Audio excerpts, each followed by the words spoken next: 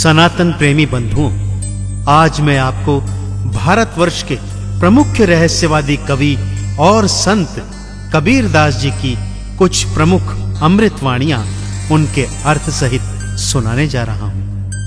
सर्वप्रथम हम कबीरदास जी के विषय में जानते हैं। कबीरदास जी के जन्म स्थान के बारे में यूं तो संतों और विद्वानों में मतभेद है, परंतु अधिकतर विद्वान इनका जन्म लगभग 14वीं और 15वीं शताब्दी के मध्य काशी में मानते हैं। कबीरदास जी पूर्णतः धर्मनिरपेक्ष थे तथा किसी भी धर्म को नहीं मानते थे। अपना जीवन यापन चलाने हेतु ये जुलाहे का काम किया करते थे। उनका दृढ़ विश्वास था कि मनुष्य को गति अपने कर्मों के अनुसार मिलती है। तो आइए सुनते हैं भक्तों, संत कबीरदास जी की कुछ प्रमुख अमृतवाणियां उनके अर्थ सहित।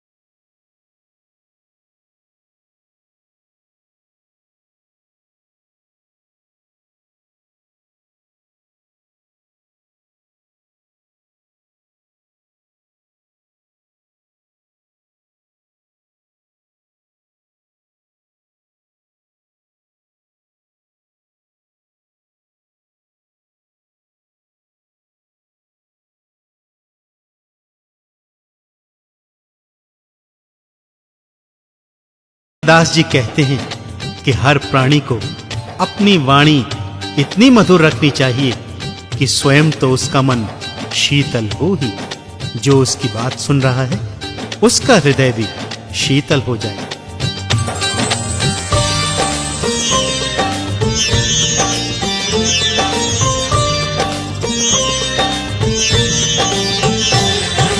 बड़ा हुआ तो क्या हुआ, जैसे पेड़ खजूर। बड़ा हुआ तो क्या हुआ, जैसे पेड़ खजूर। पंथी को छाया नहीं, फल लागे अति दूर। कबीरा फल लागे अति दूर। कबीरदास जी कहते हैं कि बहुत अधिक धन होने से अथवा बहुत अधिक सत्ता बल होने से कोई बड़ा नहीं होता। मनुष्य बड़ा केवल अपने सद्गुणों से होता है।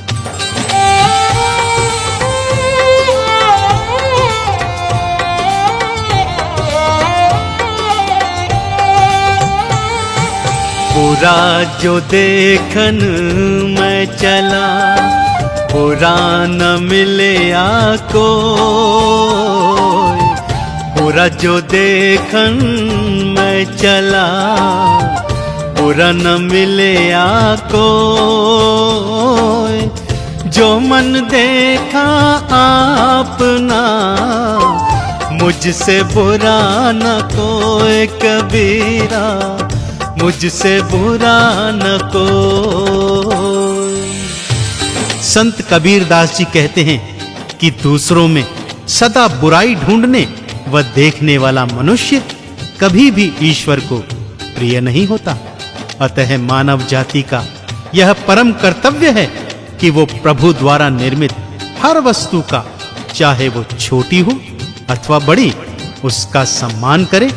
और फिर भी यदि उसका मन नहीं मानता तो सबसे पहले स्वयं के भीतर झांके और अपनी बुराइयों को दूर करने का प्रयत्न करें।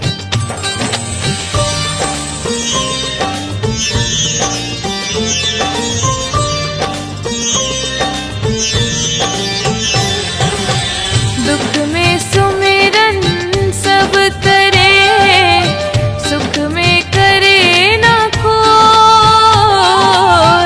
दुख में सुमिरन सब करे, सुख में करे ना कोई।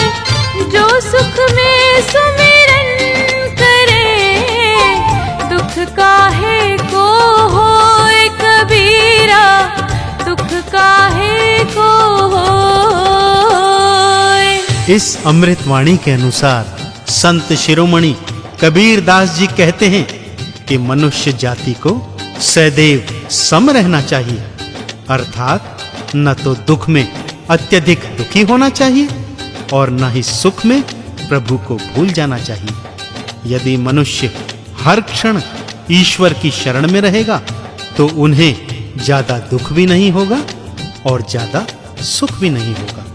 वो जीवन के हर भाव में सुखी रहेगा और प्रभु की कृपा प्राप्त करता रहेगा।